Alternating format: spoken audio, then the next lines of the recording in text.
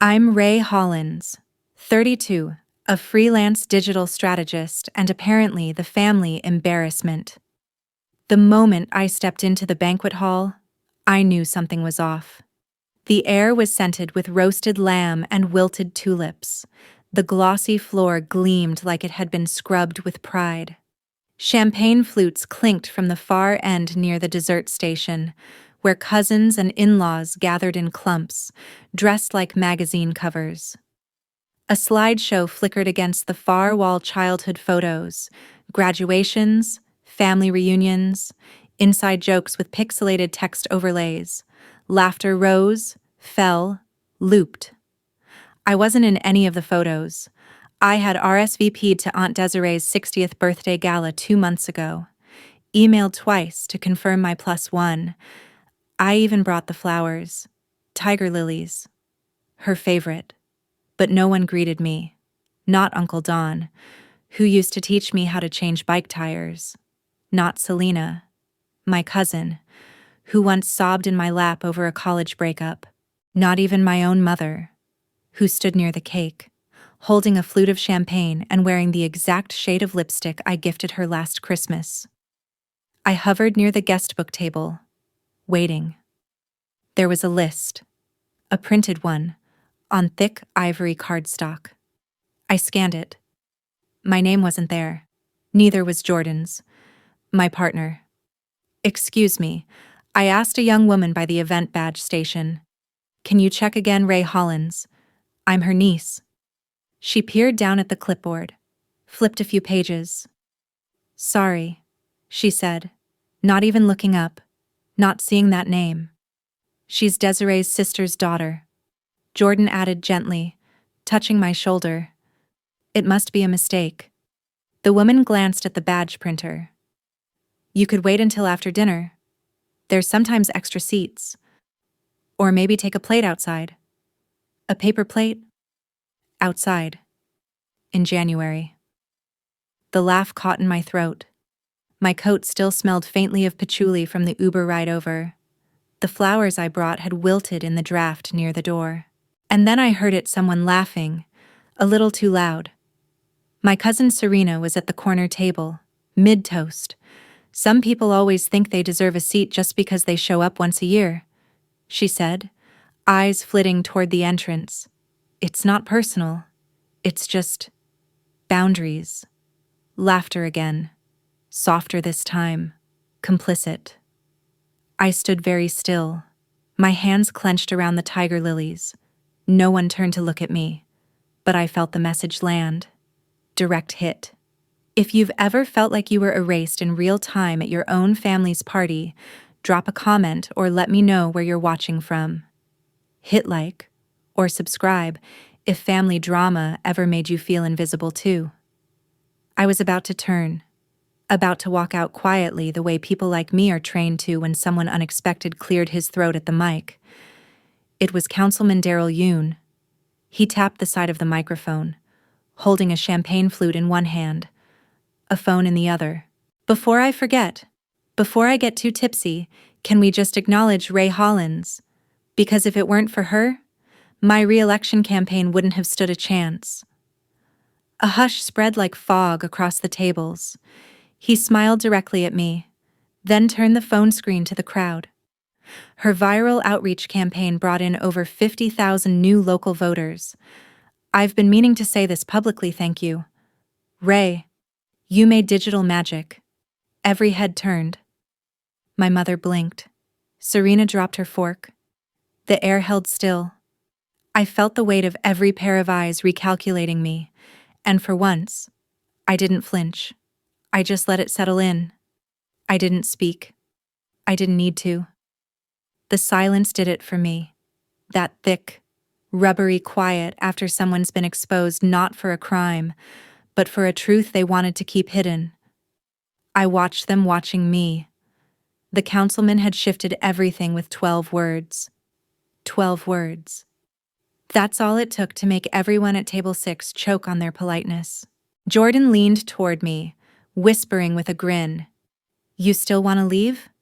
I didn't answer. I just walked toward the front of the hall. Slowly. tiger lilies still in hand. Nobody moved out of the way, but nobody stopped me either. It was like parting water. Desiree's eyes widened as I approached. She stood near the cake, a two-tiered monstrosity frosted in pale pink buttercream with golden sugar roses cascading down the side. I handed her the flowers. I know they're not in the decor theme, I said softly, but they're yours. She hesitated, took them, smiled like someone adjusting to a new pair of glasses.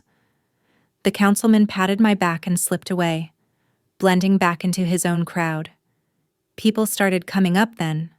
Cousins, a few aunts, some of them pretending they'd just missed me earlier, asking if I'd done any cool website stuff lately. I gave short answers, polite smiles, no elaboration.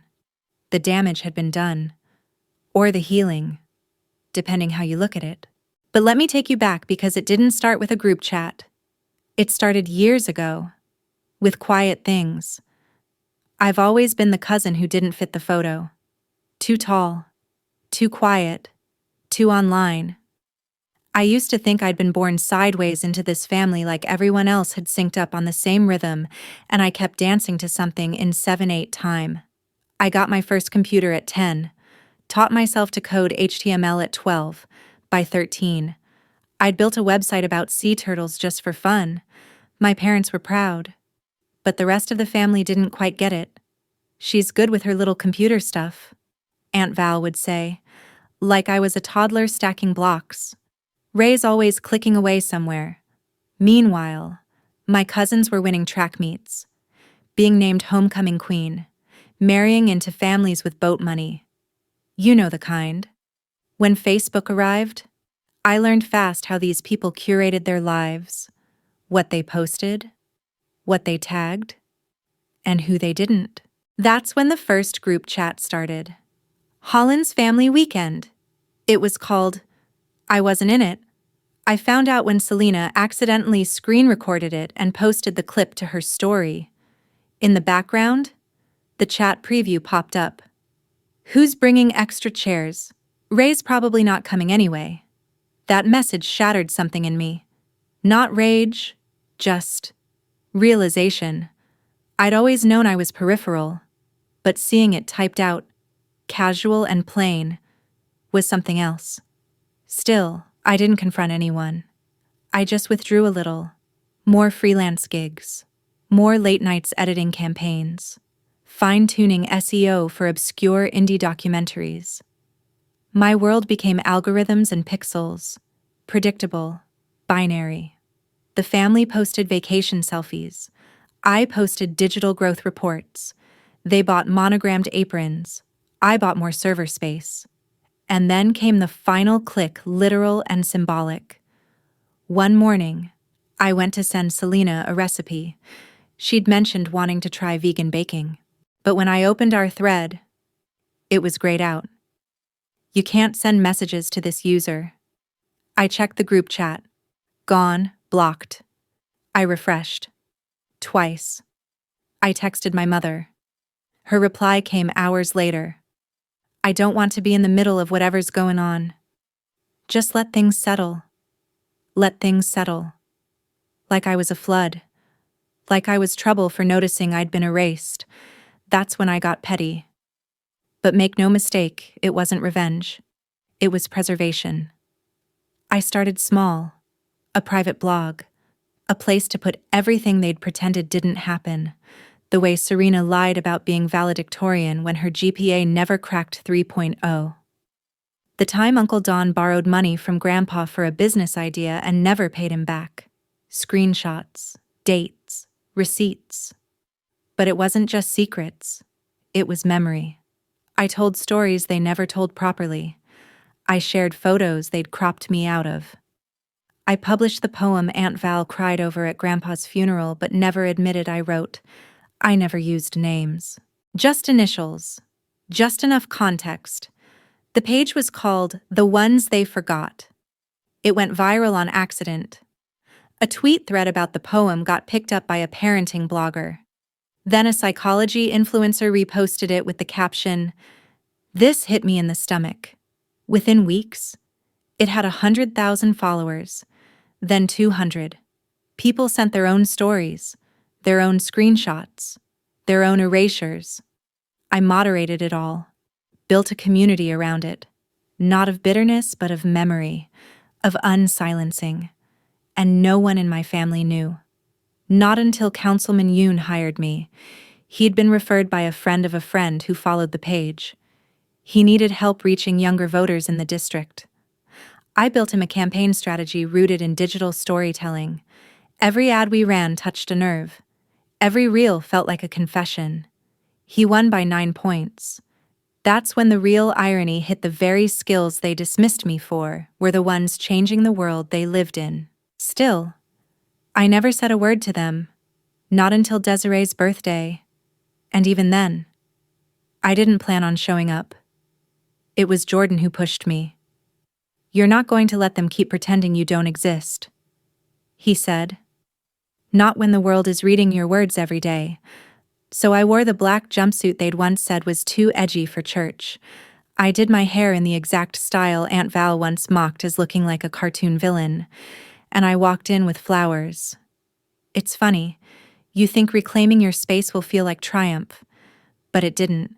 It felt like truth, like standing in a room with the lights finally on, and now they saw me, not the version they projected, but me, fully, inconveniently, unavoidably. But there's more to the story, so much more. I didn't sleep that night. I lay in bed with the ceiling fan casting shadows above me, my phone buzzing every few minutes on the nightstand. Notifications, mostly. DMs, mentions, even a couple of emails from small-time journalists who'd figured out that I, Ray Hollins, digital strategist, was also the anonymous creator behind the ones they forgot. Someone must have connected the dots after the councilman's public thanks. Jordan stirred beside me, half awake. "You okay?" "Just thinking," I whispered. "They know now." He reached for my hand beneath the covers. "And what are they going to do about it?" "Sue you for remembering." I smiled, but it was the kind that sits heavy in your mouth. Because the truth was, I didn't know what would happen now. What happens when you step out from the margins with proof, with power, with a memory longer than they thought you'd carry? The next morning, I had 2 texts waiting from blocked numbers, 1:16 a.m. "You made your point. Don't drag the whole family through the mud just because you felt left out." 2:41 a.m. "That page is ruining people's jobs and reputations. Be careful what you start. Ray." No names. No greetings. Just the tone of people who believe they own the definition of family. I didn't reply. I screenshot them and filed them in a folder on my cloud drive labeled Truth Insurance. I went about my day, did a performance audit for a nonprofit in New Orleans, scheduled 3 weeks of social content for a skincare brand, watered the basil in the window. And I waited. It didn't take long. The first public ripple came from Serena. She posted a long, performative Instagram carousel. The caption began, "It's so important to protect your peace from toxic relatives even when they share your blood." Slide 1. A filtered selfie, sad but polished. Slide 2. A blurry image of a text message from a cousin accusing her of lying. Slide 3. A quote card that read, "Family isn't always your safe place." I watched it spread. My inbox filled with people asking if I was Cousin X. I didn't deny it. I didn't confirm it either. Because that's the thing about the truth, it doesn't need to announce itself. It waits. Like water against stone. A week later, Aunt Val emailed me. Subject line, "Let's talk." "Dear Ray," she wrote, "I don't know why you've chosen this path, but I think you've made your feelings clear.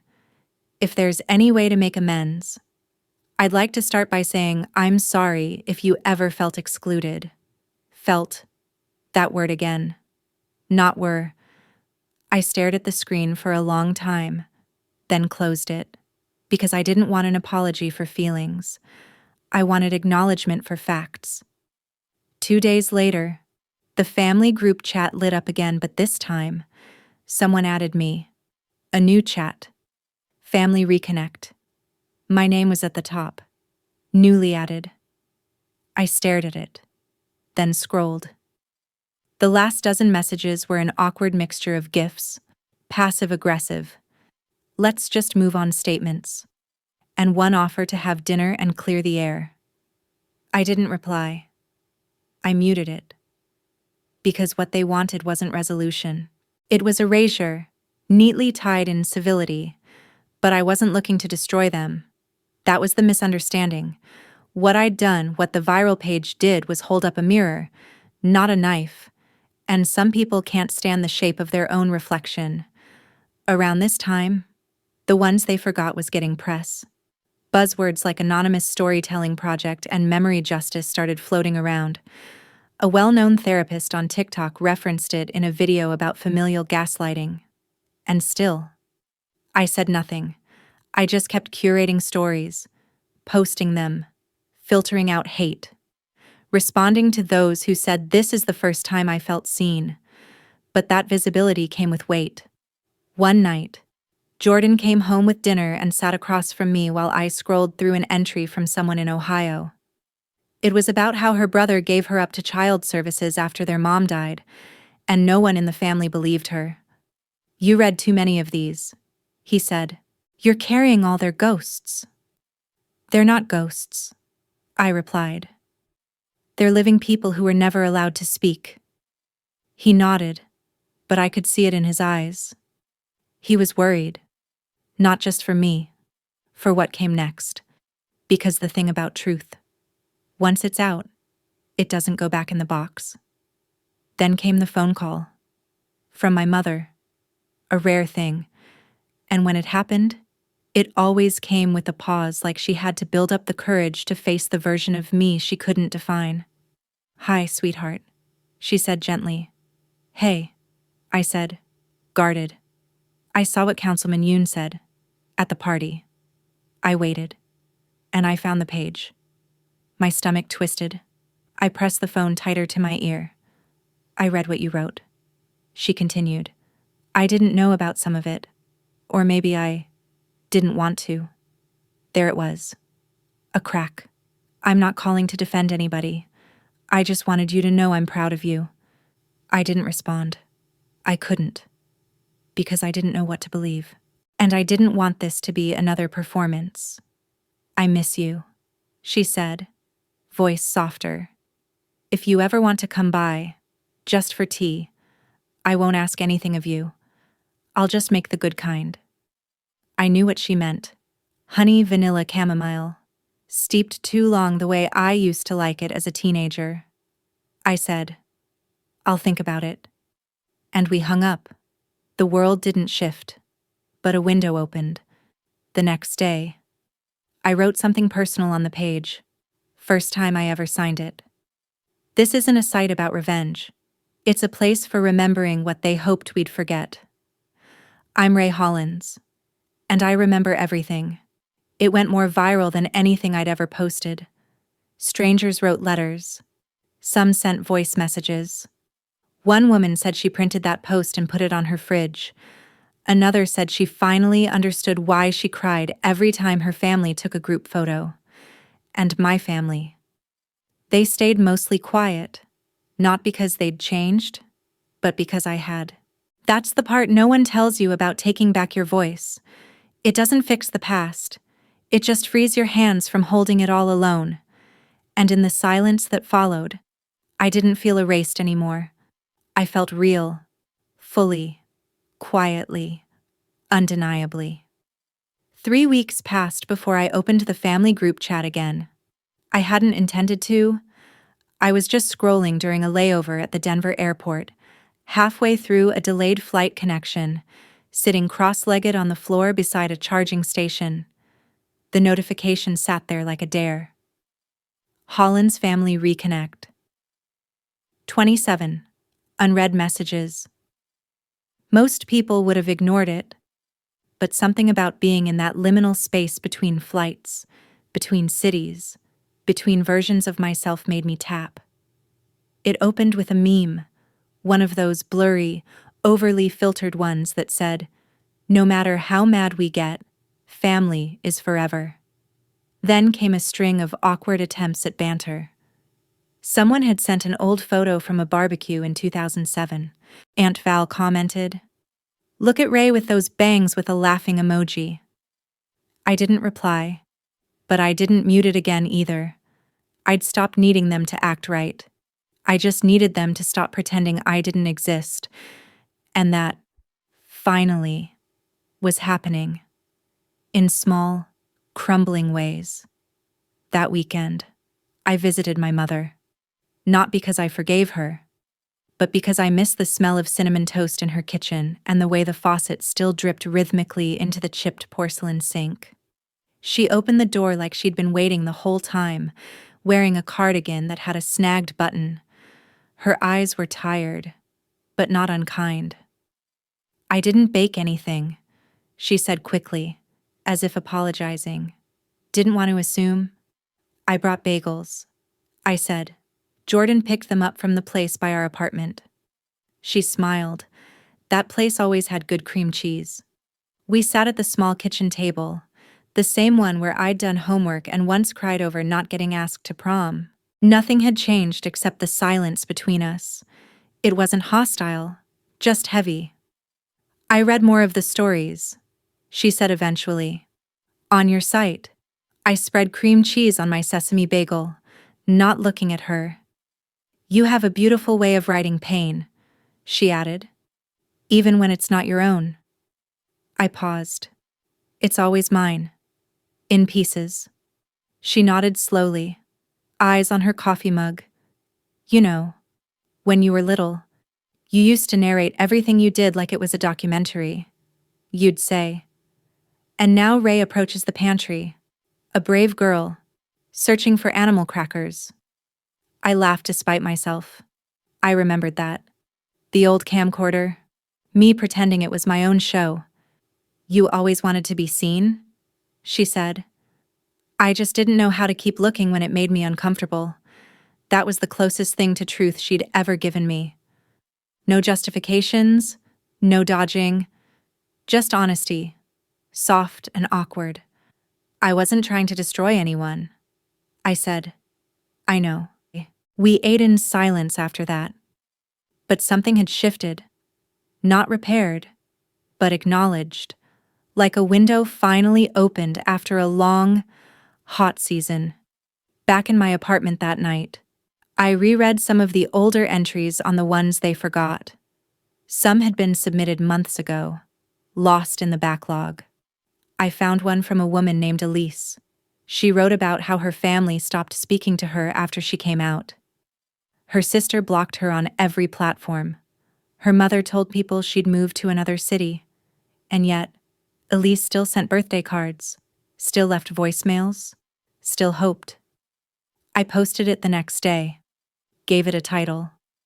"Even Ghosts Remember Birthdays." The comment section flooded.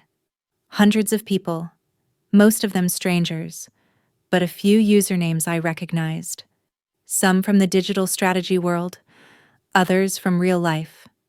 And then one comment stopped me cold. "I didn't know this was you.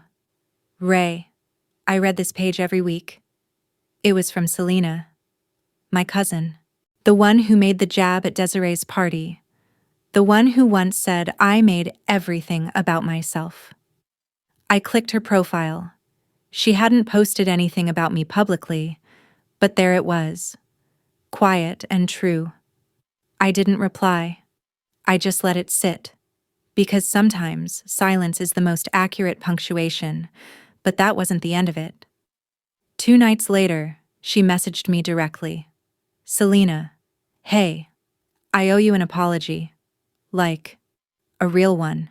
Not the kind we send through group texts or under photos. Selena, you're not crazy. You were excluded. I was part of that. I thought it was easier to just not have you there.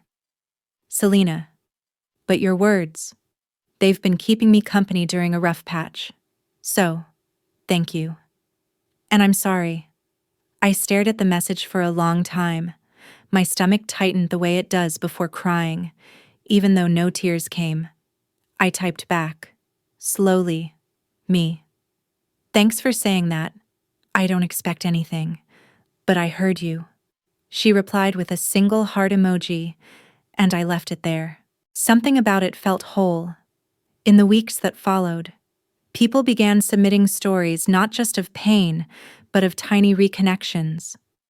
A grandmother who finally used someone's correct pronouns. A father who forwarded an old photo and said, "I wish you were in it." They weren't big, cinematic gestures, just small, fractured mercies. Meanwhile, the page grew. It wasn't just stories anymore. It became a kind of living archive. People uploaded scanned letters, voice notes, grainy videos from old camcorders, proof that they'd existed where others tried to erase them. I organized it all, quietly, deliberately, like building a museum out of everything people tried to bury. I got an offer from a publishing house, a book deal, a compilation of the stories, with essays, and a foreword by someone whose TED Talk I'd bookmarked 3 years ago. When I told Jordan, he picked me up and spun me around the kitchen like we were in a rom-com, but I wasn't writing this for closure, or revenge, or even fame. I was writing it because people remember, even when they're told not to. They remember the time they were cropped out of the family photo, the wedding they didn't get invited to, the way someone said, "We just thought you wouldn't be comfortable," and memory, when spoken aloud, becomes survival. That's what the ones they forgot had become, and I, somehow, had become its keeper. Not because I wanted the job, but because no one else ever offered it to people like me, the ones who sat at the fold-out table in the hallway, the ones whose names were always misspelled, the ones who built entire worlds online because the living room was too loud with other people's stories. I don't need the group chat anymore. I don't need to be in the slideshow. But I'll keep the tiger lilies, because I brought them, and they bloomed, even when no one wanted them on the table. I started getting invited to panels, digital empathy, online archives of grief, storytelling as resistance. I said yes to some, no to others. I didn't want to become a symbol. I didn't want to be the poster child for hurt feelings turned success. But I did want to tell the truth. So I said yes to the library event. It was a small community panel downtown, inside a renovated bank building with marble floors and books stacked where safety deposit boxes once lived. The audience wasn't large, 35 people, maybe 40. Folding chairs, free coffee. They asked me to speak last. I stood at the front with my notes in one hand and my nerves in the other. When I was a kid, I began.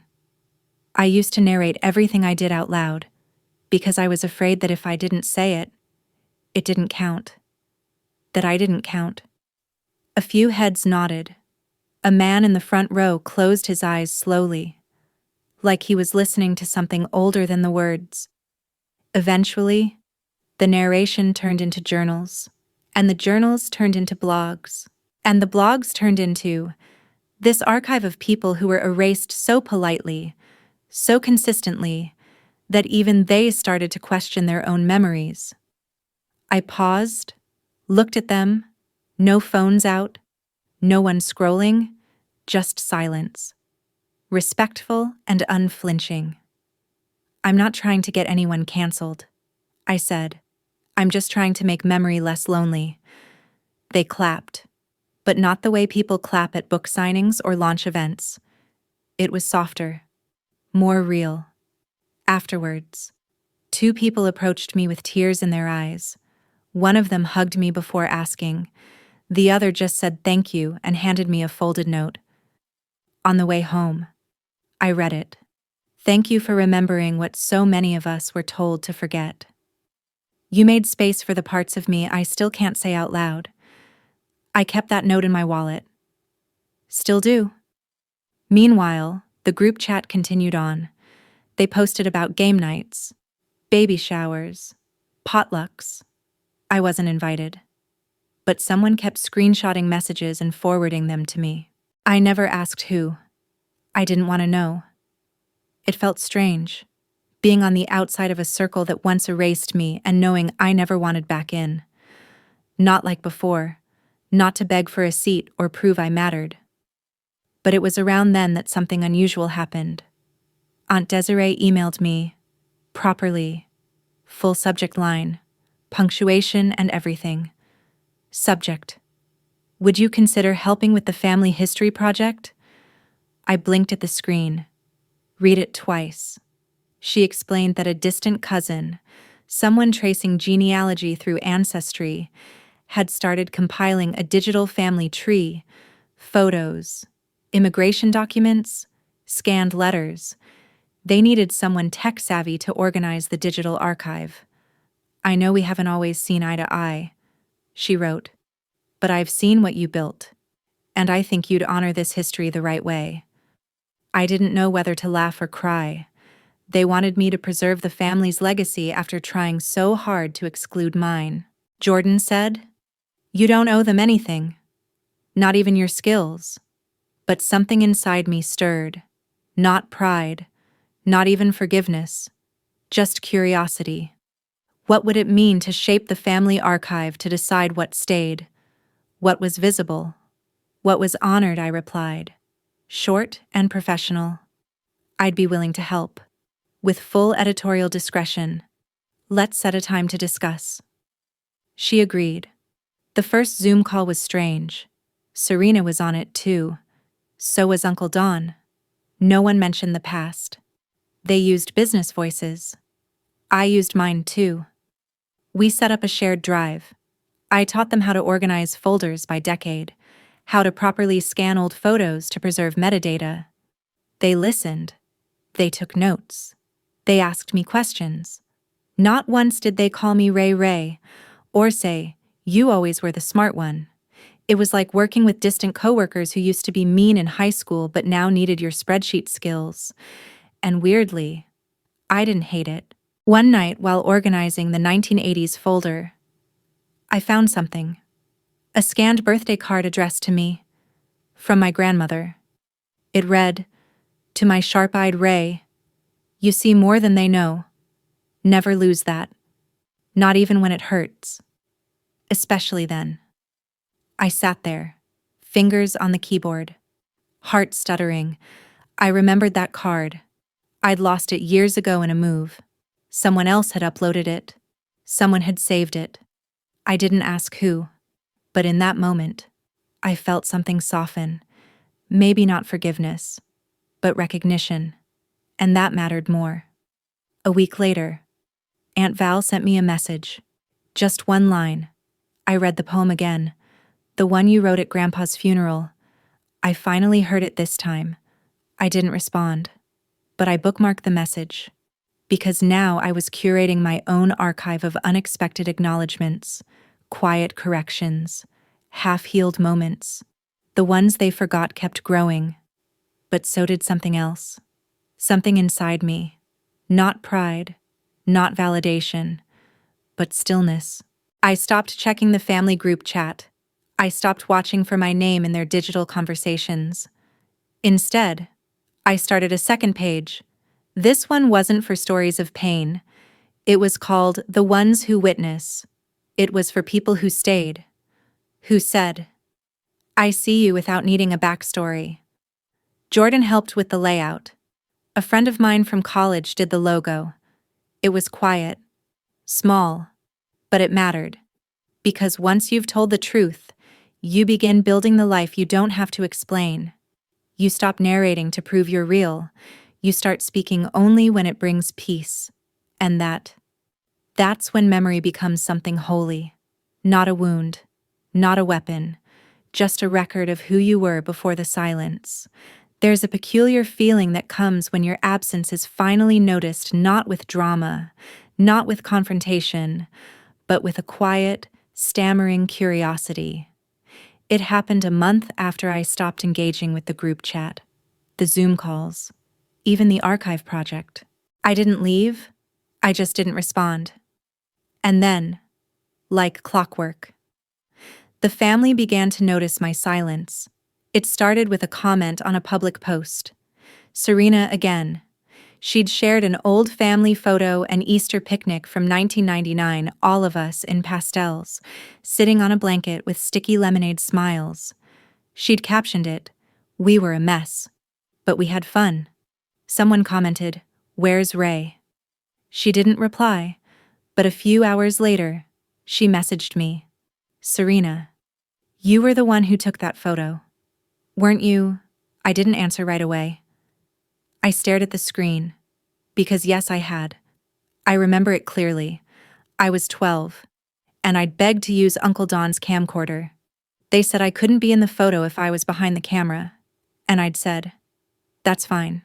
I want to see what it looks like from out here." But no one remembered. Or maybe they chose not to. Until now. Me. Yeah. That was mine. Serena. I'm sorry I didn't remember that. It's a good photo. A pause. Then another message. Serena. You were always outside the frame, but you were the one holding it together.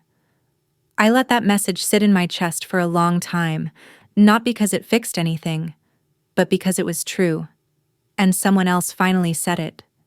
That was around the time I got the invitation. A formal one, in the mail. Ivory cardstock with raised ink, wax seal, and everything. You are cordially invited to the Hollins Family Legacy Gala celebrating stories across generations. At the bottom, in smaller print, special recognition will be given to Ray Hollins for her contributions to digital memory and archiving. I sat with the envelope in my lap for hours. Jordan watched me from across the room, quietly folding laundry. "You gonna go?" he asked. "I don't know. Do you want to?" That was the harder question. Part of me did. The younger part. The part still waiting to be seen, to be chosen, to be held. But another part older, sharper, didn't want to become a display item. I didn't want their redemption story to hinge on my attendance. And yet, I thought about the card from my grandmother, the poem, the tiny messages, the cracks in the wall. Maybe this wasn't about them anymore. Maybe this was about me choosing where to stand. So I said yes. I wore navy velvet, no jewelry, hair up. Jordan came with me, grounding me with one steady hand on my lower back as we entered the venue. A renovated theater downtown with gold balconies and red carpet that smelled faintly of mothballs. The crowd buzzed with nostalgia and shallow excitement. Everyone dressed up. Cousins in suits. Aunt Val in a deep burgundy gown. I saw my mother in a pew near the front. Her eyes scanning the crowd like she wasn't sure I'd actually come. I didn't rush to greet anyone. I found my seat quietly. The slideshow began.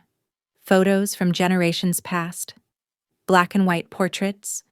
Wedding veils. Baby feet. Then newer photos. 4th of Julys. Talent shows. Football games. I waited to be skipped.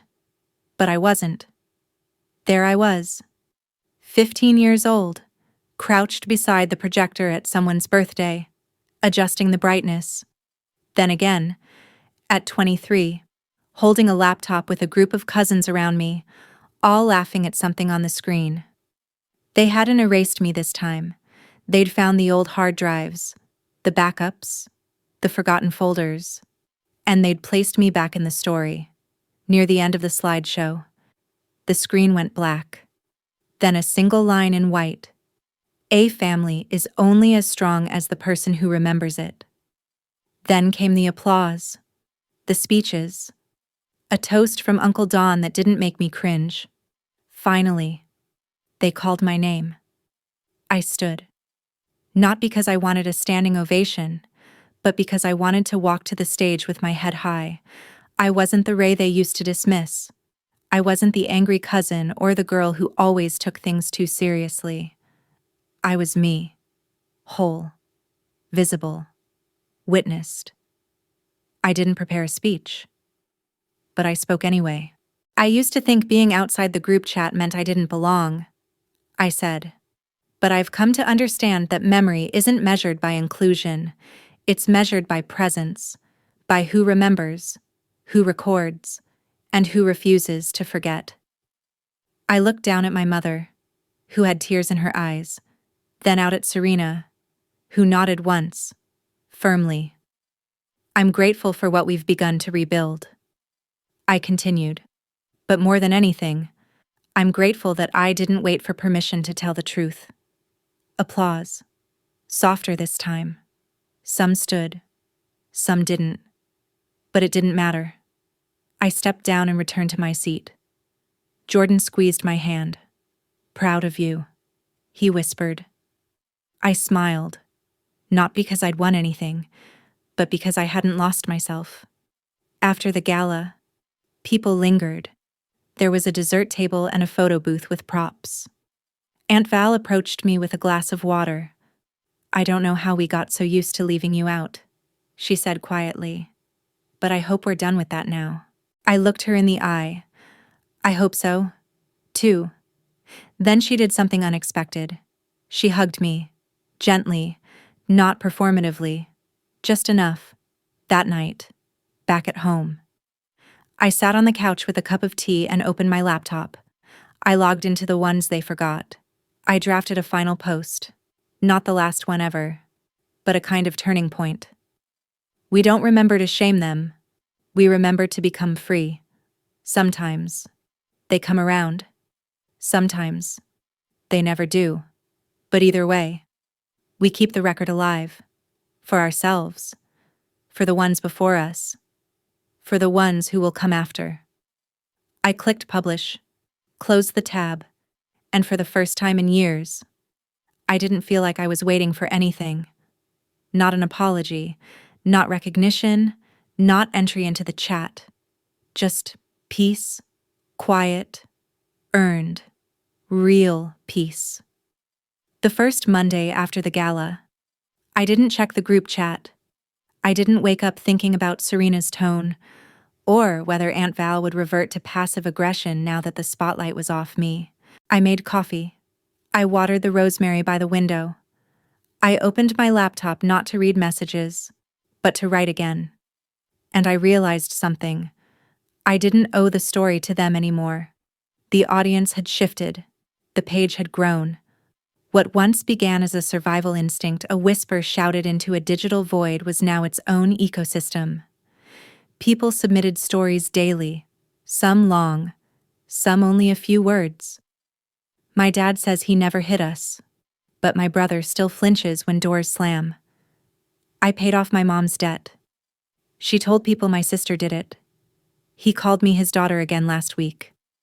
The first time in 13 years. I used to curate every post with trembling hands. Now I approached it like art. Carefully. Not emotionally detached, but emotionally structured. I protected the writers from exposure, from retaliation, from collapse. And I made space. That had become the real work. Holding space. Naming pain. But more than that, naming people. Names are strange things. Growing up, mine was constantly tweaked. Ray when I was small, Rachel when people forgot. Sometimes just her, said with the weight of a shrug or a side glance. But now, when people messaged the page, they started using my name as a verb. I raid my memories this weekend. I did what Ray said, wrote it down, even if no one ever reads it. And that felt surreal. I didn't want to be a movement. I just didn't want to be invisible. One afternoon, I got a letter. A real one. Thick envelope. Handwritten. It was from Elise, the woman who wrote the story about being cut off by her family after coming out. She wrote, "Your platform gave me language before I had language."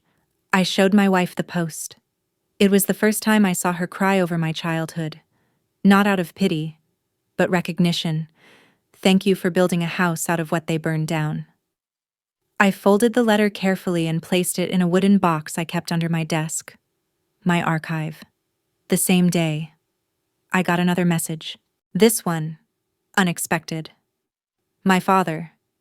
We hadn't spoken in nearly a decade. He'd left when I was 15, remarried, started a new life in another state. A life that didn't include me. Not birthdays, not graduations, not a single reply to my emails. His message was short. Dad, I saw what you're doing. You turned out strong. I'd like to talk sometime. No apology, no mention of the past. Just a single offer. I closed the message. I didn't delete it. I didn't respond either. Because sometimes, not answering is the most honest form of closure. I told Jordan about it later that evening. He was stirring pasta in the kitchen, steam fogging up his glasses. You gonna call him? He asked. I don't think so. I said, not yet. Maybe not ever. He nodded. You don't have to prove anything to anyone anymore. And that hit deeper than I expected. Because I think some part of me still believed I did. That I had to keep showing up, keep achieving, keep articulating my way out of the margins. But that's the trap, isn't it? That if we just perform well enough, they'll finally pull up a chair. I don't need their table anymore. I've built my own, and my table has room for people who remember. That week, I launched a new section on the page, Silent Wins. Stories of quiet dignity. Not victory, not revenge, just peace. Like the woman who stopped responding to her narcissistic brother's guilt trap messages, or the man who changed his emergency contact from his mother to his best friend. Small things, invisible things, things no one claps for, and I shared one of my own. I wrote, I saw my name in the family group chat this week. Not tagged, not mentioned directly, just a photo of a table with a caption that said, we missed someone tonight. And for the first time, I didn't ache. I didn't zoom in. I just closed the app because I was eating dinner with people who say my name out loud. That post got over 400,000 likes in 2 days.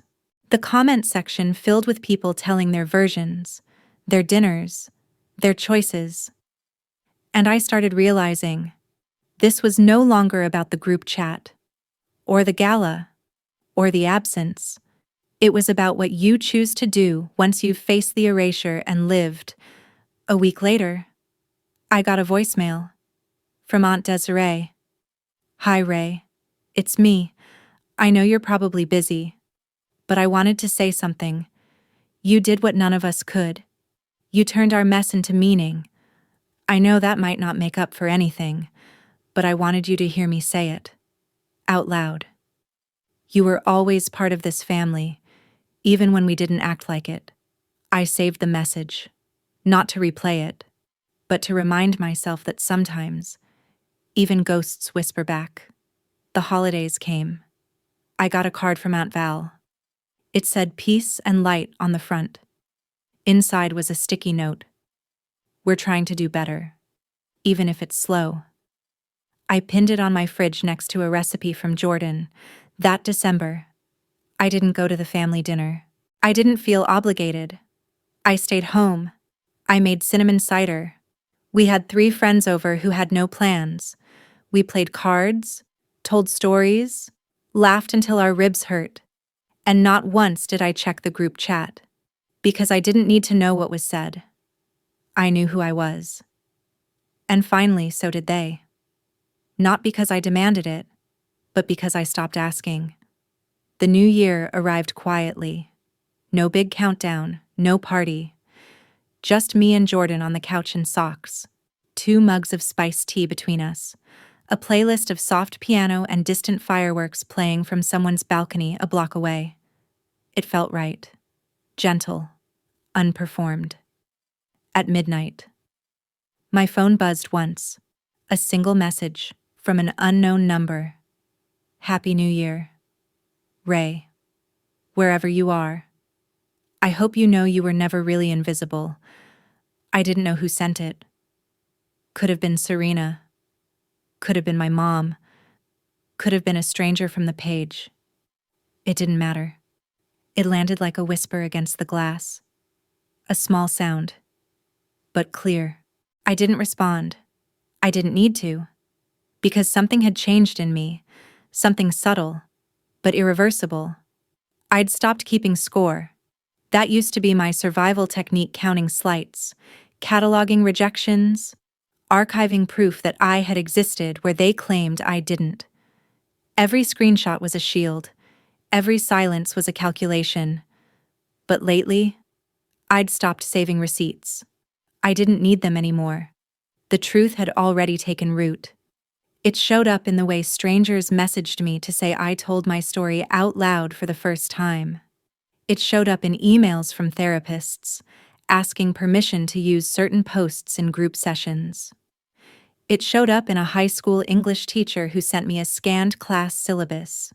She'd added a new section called Digital Memory and Personal Narrative, and under required reading selections from the ones they forgot. It wasn't about revenge anymore. It was about ritual. Every story posted was an offering, every comment, a candle. Every moment someone said, "This happened to me too," became a braid in the rope that pulled someone else back from silence. One day in February, I opened my inbox and found a request from the State Historical Society. They were curating an exhibit on modern storytelling, how memory was evolving in the digital age, and they wanted to feature the ones they forgot. They asked if I would be willing to donate a selection of anonymized entries and write a curatorial statement. I reread the email 3 times, then I just sat with it, still, quiet, overwhelmed. It wasn't just that the archive was being seen, it was being preserved, made part of the public record, made real. And I thought about the quilt, the one my great-grandmother had sewn by hand. A family tree in thread, names stitched in cursive, generation by generation, bloodline by bloodline. They'd added new squares after every birth, every wedding, every milestone. They never made one for me. I remember the day I asked about it. I was 17. Aunt Val had said, "We didn't know what to put. You're always changing cities. You're not married. You don't really belong to anyone's branch." She'd said it like it was a compliment, like she admired my independence. But what I heard was, "You're not permanent enough for thread." I never brought it up again.